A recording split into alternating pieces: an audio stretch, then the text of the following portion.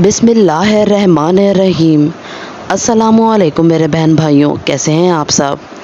آج میں آپ کو حضرت ابو ہریرہ رضی اللہ تعالیٰ عنہ کی بھوک میں حالت کا واقعہ بیان کروں گی۔ آپ سب سے گزارش ہے کہ درود شریف کا اہتمام کیجیے، جزاک اللہ۔ حضرت ابو ہریرہ رضی اللہ تعالیٰ عنہ ایک مرتبہ کتان کے کپڑے میں ناک صاف کر کے فرمانے لگے، کیا کہنے، ابو ہریرہ رضی اللہ تعالیٰ عنہ کہ آج کتان کے کپڑے میں ناک صاف کرتا ہے، حالانکہ مجھے وہ زمانہ بھی یاد ہے جب حضور اقدس صلی اللہ علیہ وآلہ وسلم کے ممبر اور حجرے کے درمیان بے ہوش پڑا ہوا ہوتا تھا اور لوگ مجنون سمجھ کر پاؤں سے گردن دباتے تھے، حالانکہ جنون نہیں تھا بلکہ بھوک تھی، یعنی بھوک کی وجہ سے کہ کئی روز کا فاقہ ہو جاتا تھا، بے ہوشی ہو جاتی تھی اور لوگ سمجھتے تھے کہ جنون ہو گیا۔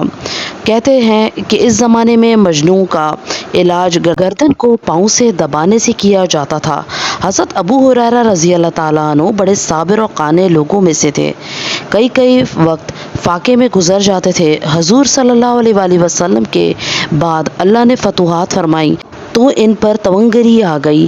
اس کے ساتھ ہی بڑے عابد تھے، ان کے پاس ایک تھیلی تھی جس میں کھجور کی گٹھلیاں بھری رہتی، اس پر تسبیح پڑھا کرتے۔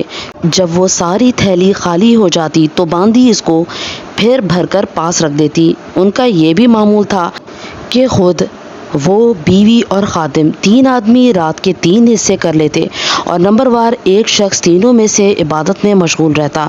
میں نے اپنے والد صاحب رحمۃ اللہ علیہ سے سنا کہ میرے دادا صاحب رحمۃ اللہ علیہ کا بھی تقریباً یہی معمول تھا کہ رات کو 1 بجے تک والد صاحب رحمۃ اللہ علیہ مطالعے میں مشغول رہتے۔ 1 بجے دادا صاحب تہجد کے لیے اٹھتے تو تقاضا فرما کر والد صاحب رحمۃ اللہ علیہ کو سلا دیتے اور خود تہجد میں مشغول ہو جاتے، اور صبح سے تقریباً پون گھنٹہ قبل میرے تائی صاحب رحمۃ اللہ علیہ کو تہجد کے لیے جگا دیتے اور خود اتباع سنت میں آرام فرماتے۔ اللہم ارزقنی اتباعہم صلی اللہ علیہ وآلہ وسلم۔